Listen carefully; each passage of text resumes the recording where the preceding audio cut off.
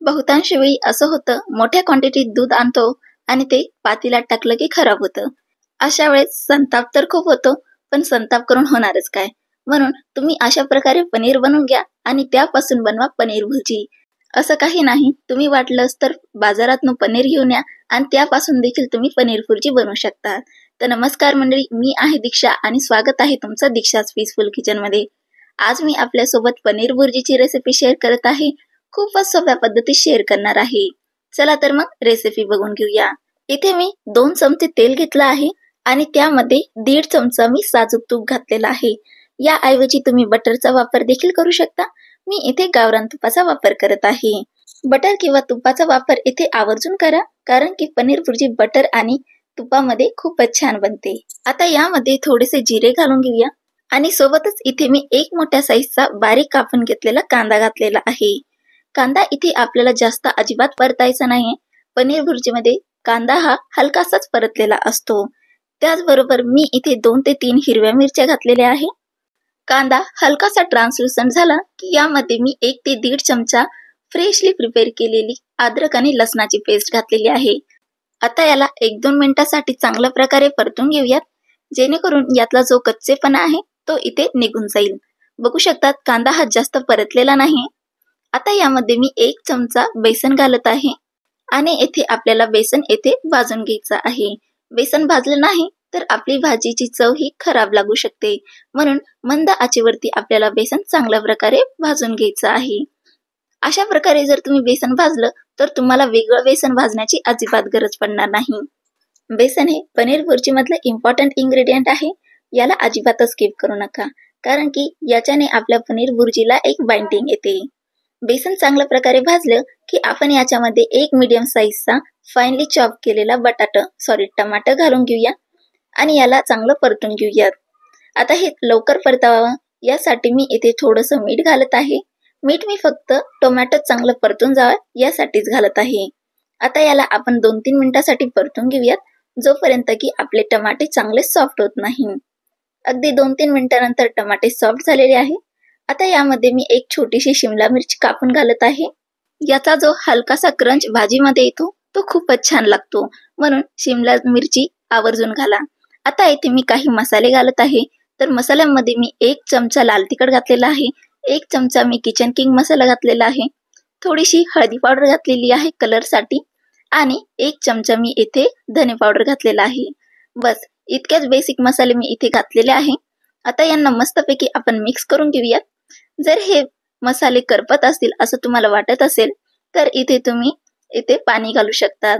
मी इथे जे पनीर करून झाल्यानंतर खाली जे पाणी उरलं होतं त्याच पाण्याचा इथे वापर करत आहे. हा पाणी खूपच हेल्दी असतो, याला किवे प्रोटीन देखील म्हणतात. याचाच वापर आपण इथे करतोय. तुमच्याकडे जर तुम्ही मार्केटमधून आणलेलं पनीरने जर पनीर भुर्जी बनत असेल तर कम्प्लिटली ऑप्शनल आहे. तुम्ही साध्या पाण्याचा वापर देखील करू शकतात. आता टमाटे आणि भाज्या मस्तपैकी परतल्या आहेत. मी इथे थोडंसं वेगळं पाणी घातलेलं आहे, तुम्हाला असं वाटावं नाही की ही फक्त वे प्रोटीननीच झालेली आहे म्हणून. आता याला पण आपण मस्तपैकी मिक्स करून घेऊयात. बघू शकतात बेसनमुळे आपल्या जी भाजी आहे त्याला मस्तपैकी बाइंडिंग आलेली आहे. त्यामुळे बेसन नक्कीच घाला आणि जास्त बेसन देखील अजिबात घालू नका, नाही तर त्याचं बेसन होऊन जाईल. आता याला 1-2 मिनिटांसाठी परतून घेऊयात. हे परतून झालं की यामध्ये आपण पनीर घालून घेऊयात. तर मंडळी, खरं सांगते आज मी आपल्यासोबत कुल्फीची रेसिपी शेअर करणार होते, पण कोइन्सिडेंटली पातेल्यात दूध टाकलं आणि दूध खराब झालं. त्यामुळे मला त्याचं नाईलाजाने इथे पनीर बनवून घ्यावं लागलं आणि तुमच्यासोबत ही रेसिपी शेअर करावी लागली. पण काही रिग्रेट नाही, ही रेसिपी खूपच छान टर्न आउट झाली होती. तर बघू शकतायत मी इथे पनीर बनवायला ठेवून दिलेलं होतं कापडामध्ये, त्यामुळे हे खूपच सॉफ्ट झालेलं आहे. आणि ज्यावेळेस तुम्ही असं पनीर बनवाल ना त्यावेळेस अगदी सॉफ्ट पनीर येथे लावून घ्या, म्हणजेच पाण्याचा अंश याच्यामध्ये थोडाफार राहिला पाहिजे. इतका सॉफ्ट इथे आपल्याला पनीर लावून घ्यायचं आहे. जर तुम्ही मार्केटचा पनीर वापरत असाल तर मार्केटचा पनीर तुम्ही डायरेक्टली ग्रेट करून ऍड करू शकता. हा घरचा होममेड पनीर होता, त्यामुळे तो हाताने क्रम्बल केलाय तर इझिली क्रम्बल झालाय आणि आपण तसंच याला भाजीमध्ये ऍड करतोय. इथे मी सर्व पनीर जितका की 1 लिटरच्या दुधापासून बनला होता तो इथे ऍड करून टाकलाय. आता याला आपण मस्त या मसाल्यासोबत मिक्स करून घेऊयात. बघू शकताय किती छान कलर यायला लागलाय. आता या पनीर भुर्जीला बॉडी यायला लागली, म्हणजे पनीर भुर्जी दिसायला आणि वाटायला लागली. मला वाटलं नव्हतं इतकी छान आणि टेस्टी रेसिपी बनेल. एकदा तरी ही रेसिपी नक्कीच ट्राय करा. आता तुम्ही म्हणाल की वे प्रोटीन हे खूपच वाईट दिसत होतं दुधासारखं, तर त्यात कारण हे आहे की दूध हे कोइन्सिडेंटली फाटलं गेलं होतं. त्याला मी आर्टिफिशियली अजिबात फाटलं नव्हतं, त्यामुळे याला थोडासा दुधासारखा कलर आलेला आहे. तर येथे मी थोडंसं पाणी घालून अजून पनीर भुर्जीला पातळ केलेलं आहे आणि याला मस्तपैकी आपण शिजवून घेऊयात. आपल्याला याला मस्त शिजवायचं आहे जोपर्यंत की आपला जो पनीर आहे तो त्याचा फॅट रिलीज नाही करत. बघू शकाल हळूहळू हे फॅट रिलीज व्हायला सुरुवात झालेली आहे आणि वरती तरी यायला सुरुवात देखील झालेली आहे. जर तुम्हाला ही पातळ किंवा घट्ट आवडत असेल तर तुम्ही पातळ आवडत असेल तर यामध्ये पाणी घाला आणि घट्ट आवडत असेल तर तुम्ही अशीच देखील याला खाऊ शकतात. ही जनरली ब्रेड किंवा बाव सोबत खाल्ली जाते, त्यामुळे ही थोडीशी पातळच ठेवण्यात आलेली आहे. म्हणून मी एक्स्ट्राचं अजून पाणी घालत आहे, जेणेकरून आपण ज्यावेळेस याला ब्रेड सोबत खाऊ तर ती ब्रेडला मस्तपैकी कोट होऊ शकेल. आता यामध्ये मी थोडंसं चवीपुरतं मीठ घालणार आहे आणि या भाजीला आपण 2-3 मिनिटासाठी परतून शिजवून घेऊयात. आता यामध्ये मी 1 चमचा कसुरी मेथी हाताने असे क्रश करून घालत आहे. कसुरी मेथीचा फ्लेवर यामध्ये खूपच छान येतो. त्याचबरोबर मी यामध्ये दुधावरची जी साय असते त्या मलाईला मी एकत्र केलं आणि तेच फेटून मी यामध्ये घालत आहे. याच्यामुळे आपली जी पनीर भुर्जी आहे त्याला अजूनच जास्त क्रीमीनेस म्हणजेच रिचनेस येईल आणि दिसायला देखील खूपच सुंदर दिसते.